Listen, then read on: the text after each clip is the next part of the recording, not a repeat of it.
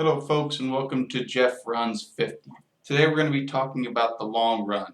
This is what I consider to be any run of about 6 miles or longer. For a half marathon, your longest run is going to be about 10 miles. If you're training for a full marathon, you're going to be going upwards to 20, maybe 22 miles on your long run. So I'm going to give you some advice to help stay injury free and make sure that on race day and during your long runs, you're feeling good before, during, and after the run. First up, the whole point of the long run is simply to get it done. Doesn't matter how fast you go, it doesn't matter how slow you go, your whole point is to get it done, get your body used to working for such a long period of time, in excess of an hour, in excess of 2 hours. Just get your body used to it.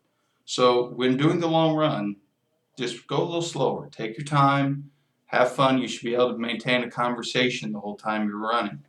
Now, I highly recommend kind of a walk-run strategy. Now, what I do is I'll run for about a half hour. I plan for about 3 miles of running, followed by a couple minutes of walking. So that way, instead of having to run 6 miles, you only have to run 3 miles, little break, 3 miles. That sounds a lot easier than having to run 6. Same as if you're going to run 10 miles. Do 3 miles, 4 miles, 3 miles. Break it up into these little bits that are much more manageable. And person, when you're planning your run, maybe put water out at the 3 mile mark about every half hour or so, or have a big loop that you keep coming back to. So that way you know that, okay, when I get to this point, that's all the farther I got to go, and I can walk for a little while. Also, another big thing, you must hydrate, hydrate, hydrate, hydrate. Now, some people like to carry their water with them. I myself have a little amphipod that holds a little bit of water. See, it's real easy, fits on your hand. You can just run, jog with it, barely even know it's there. But I don't use that. I'll just put water out. What I'll do is I'll actually go to a website called mapmyrun.com. It's a great website, a great tool to use when it comes to planning your route. So if you're going to mix it up, maybe go to a different side of town to go run your miles. You can go on to Map My Run, totally free, pick out your route, and decide where you want to go. And then as you're mapping it, it'll say every mile. So therefore, before you actually get out and start your run, you can drive out to about that 3 mile mark, put a bottle of water out if you don't want to carry one of these, and just set it out. Then you know at mile 3, behind this tree, I have a bottle of water, and you can walk for a couple minutes, catch your breath. So plan to hydrate. Factor that in while you're getting ready for your run. Just don't go out and run 6 miles. Don't just go run out.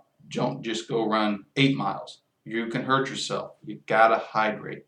The third and most important thing, do not do long runs every week. Don't keep building up.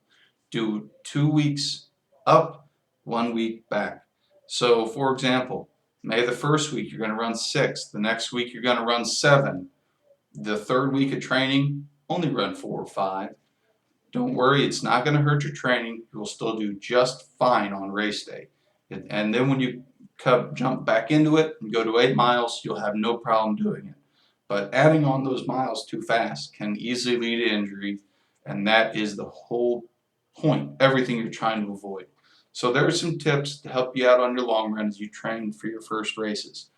Again, just go slow. Take your time, plan out your route, have water ready, know what you're doing.